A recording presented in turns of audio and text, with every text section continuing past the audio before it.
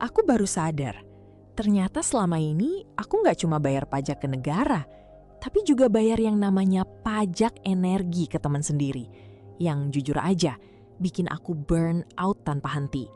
Nah, pernah nggak sih kamu ngerasa setelah pulang dari sesi nongkrong yang harusnya jadi momen healing, kamu malah ngerasa pengen tidur seminggu?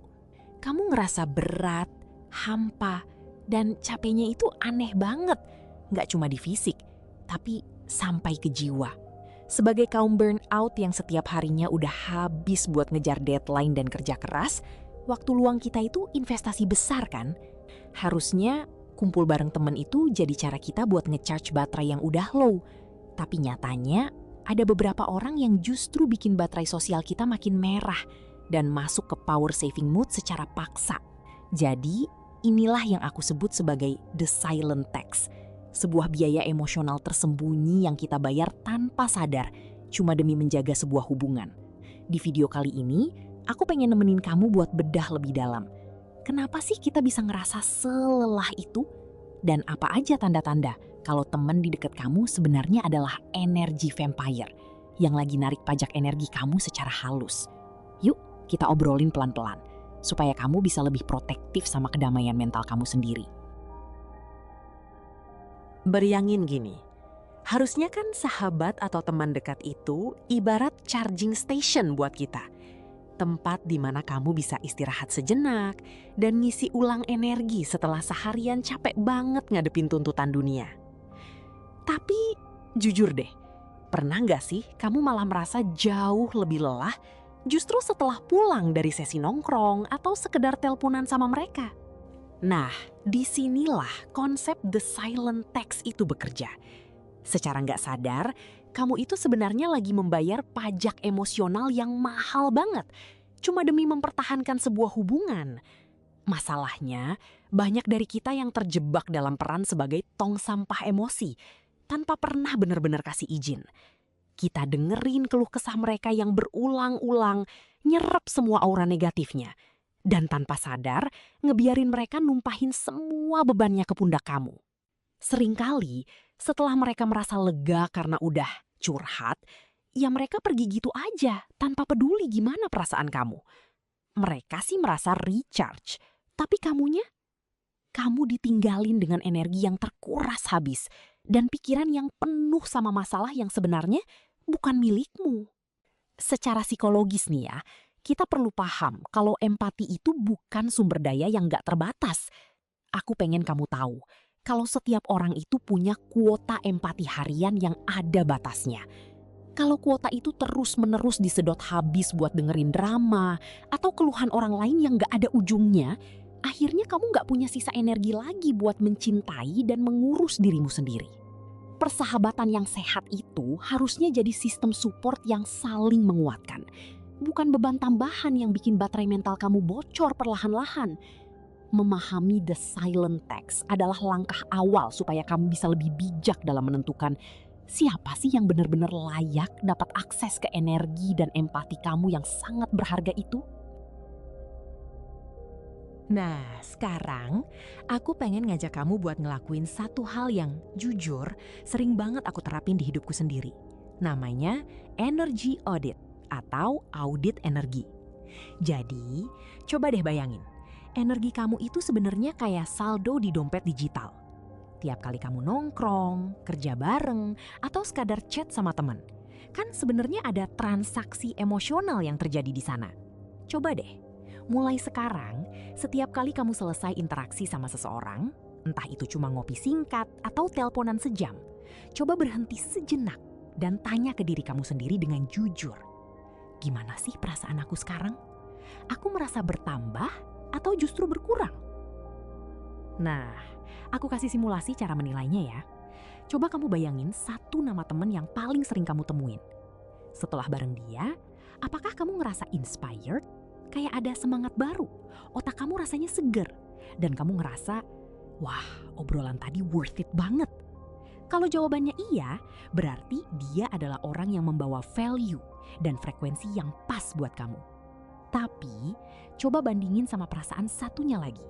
Apakah kamu justru ngerasa drained atau terkuras? Gejalanya tuh halus banget. Kamu mungkin ngerasa capek banget secara mental. Pengen cepet-cepet pulang buat rebahan sendirian di kamar, atau bahkan ngerasa bete dan berat tanpa alasan yang jelas. Padahal kan tadi kalian gak berantem loh. Kalau ini yang sering kamu rasain, itu adalah sinyal dari bawah sadar kamu kalau kamu baru aja bayar pajak energi. Jadi gini, teman yang menghisap energi itu nggak selalu jahat secara terang-terangan loh.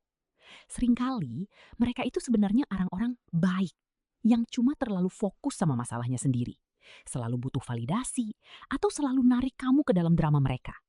Lewat energi audit ini, aku pengen kamu mulai sadar siapa yang benar-benar nge-charge baterai mental kamu dan siapa yang diem-diem bikin energi kamu bocor halusan setiap harinya.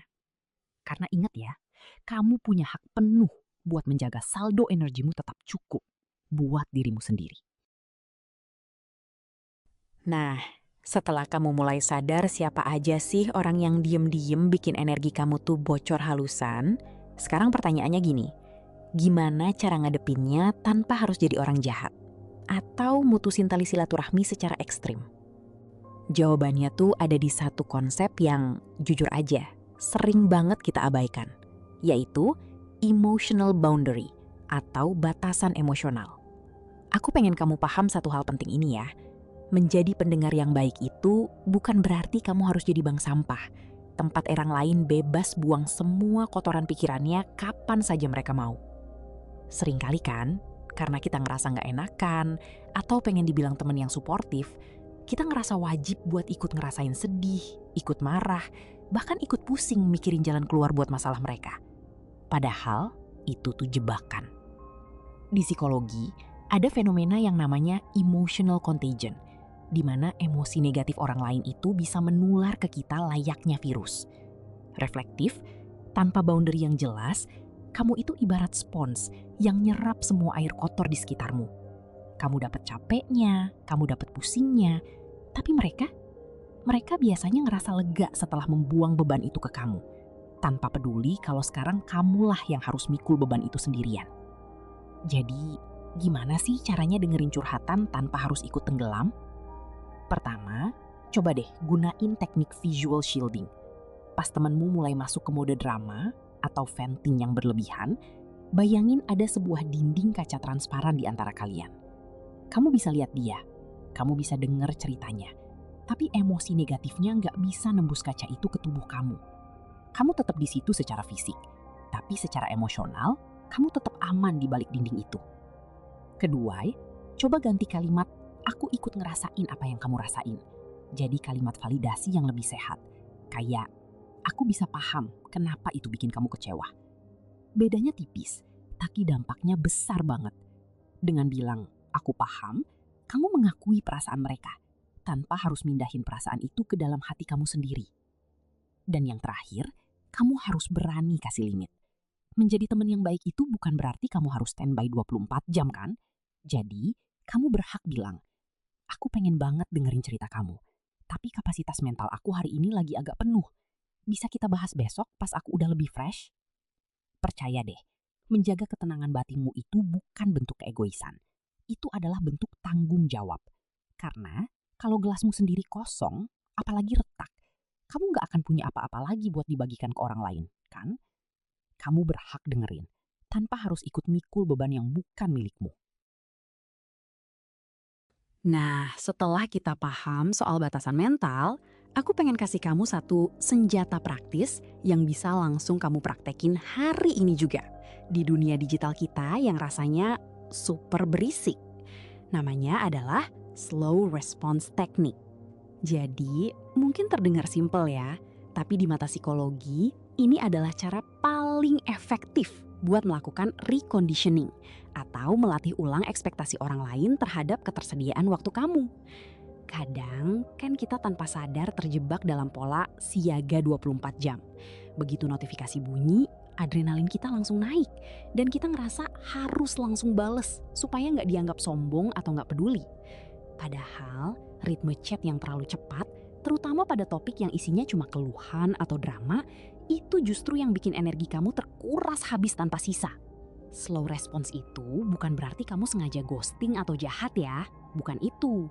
Ini adalah cara kamu buat ngatur tempo, agar dinamika hubungan kalian tetap sehat.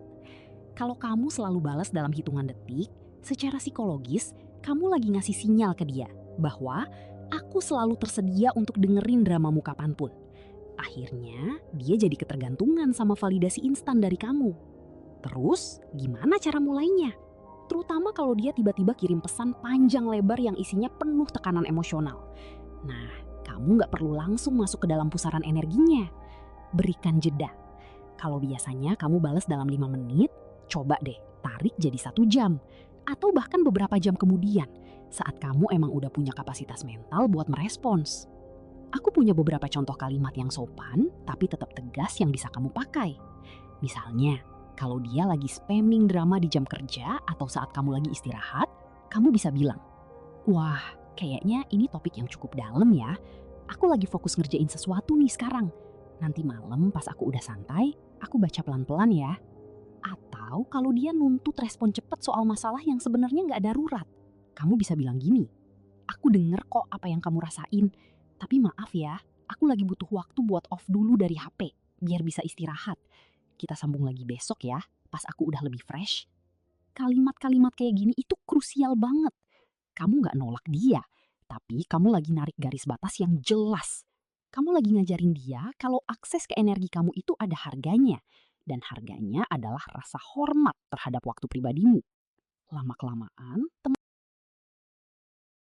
Nah, pada akhirnya aku mau kamu ingat satu hal.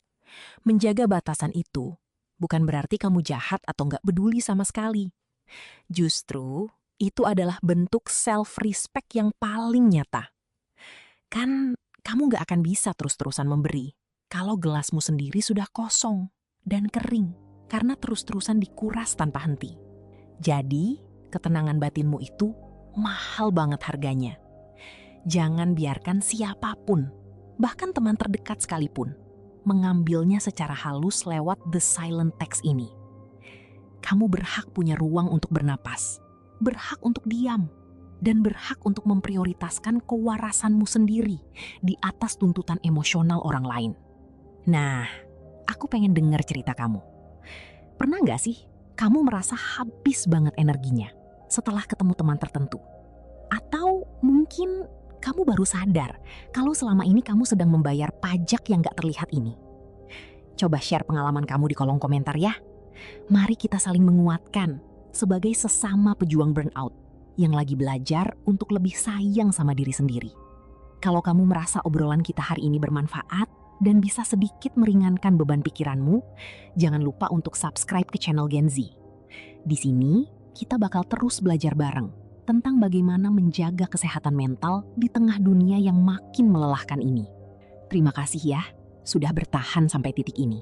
Sampai ketemu di video selanjutnya, tetap jaga energimu, dan jangan lupa untuk istirahat.